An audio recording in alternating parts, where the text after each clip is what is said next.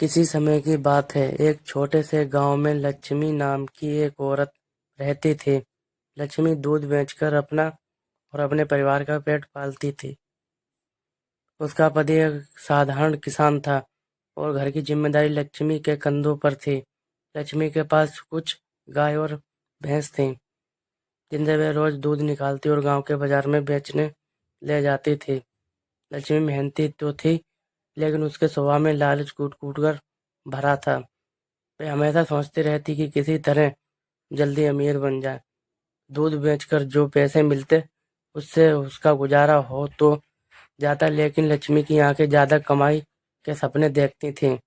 एक दिन लक्ष्मी ने सोचा, अगर मैं दूध में थोड़ा पानी मिला दूं तो ज़्यादा दूध बेच सकती हूँ और ज़्यादा पैसे कमा सकती हूँ।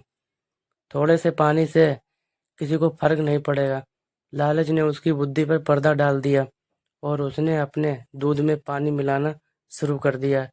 शुरुआत में किसी को इसका पता नहीं चला, क्योंकि वह संतुलन से पानी मिलाती थी। उसका दूध बिकने लगा और वह दिन ब दिन ज़्यादा पैसे कमाने लगी।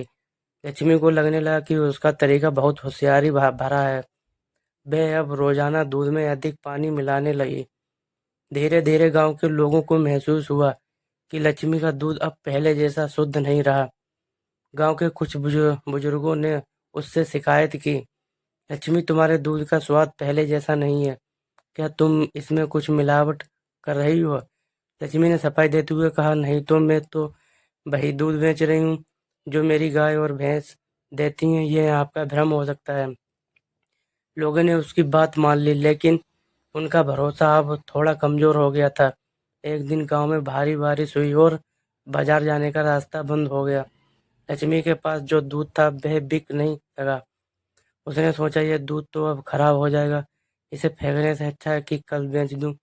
अगले दिन उसने पुराने दूध को नए दूध में मिलाकर बेचा। उस दिन गांव के कई लोगों को पेट दर्द और उल्टी की शिकायत हुई। डॉक्टर ने जांच के बाद बताया कि यह सब खराब दूध पीने की वजह से हुआ। धीरे धीरे सभी को समझ में आ गया कि लक्ष्मी ने उन्हें खराब दूध बेचा था। गांव के मुखिया ने लक्ष्मी को बुलाया और उससे सख्त सवाल किए। उसने सच कबूल कर लिया और कहा, मैंने लालच में आकर ऐसा किया, मुझे माफ कर दो। लेकिन गांव के लोग बहुत नाराज थे। उन्होंने फैसला किया कि लक्ष्मी अब कभी गांव में दूध नहीं बेचेगी।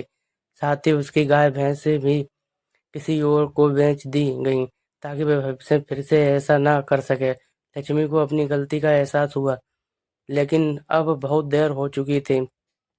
उसका विश्वास लोगों की नज़रों में टूट चुका था।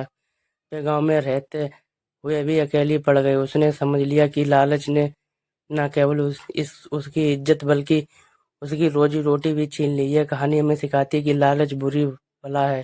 शॉर्टकट से कमाई करने की बजाय मेहनत और ईमानदारी से कमाया धन सुख और संतोष देता है।